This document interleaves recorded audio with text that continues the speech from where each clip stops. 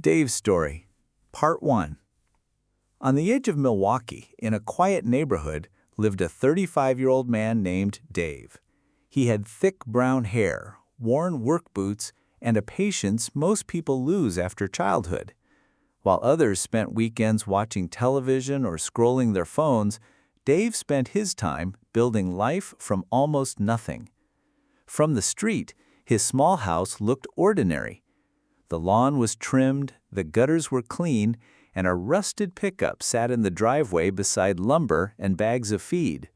But in the basement, it felt less like a home and more like a living ecosystem. Rows of incubators lined one wall, glowing in the dim light. Inside were carefully marked bobwhite quail and pheasant eggs, turned by hand several times a day.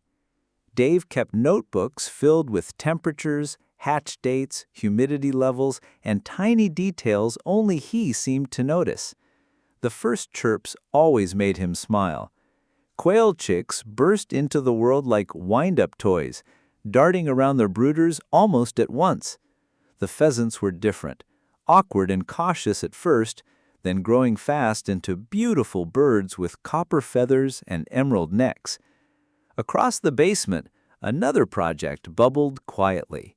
Large tanks filtered cold water through rows of young trout fingerlings. Through years of trial and error, Dave had learned to balance oxygen, water chemistry, and feeding schedules.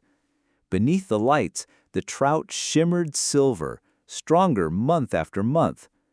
Most people thought Dave was strange, but Dave understood something they did not. Life wanted to grow if someone gave it a chance. Behind the house, his backyard looked almost impossible for northern Wisconsin. Blueberry bushes that had been twigs 2 years earlier now bent under clusters of deep blue fruit. Young apple trees stretched beside raised beds overflowing with tomatoes, squash, beans, and herbs. Neighbors often stopped and stared. "How do you grow all this here?" one asked, looking at peaches forming on an experimental tree Dave wrapped every winter against the cold. Dave only shrugged with a grin. "Plants don't care where they are if you take care of them right."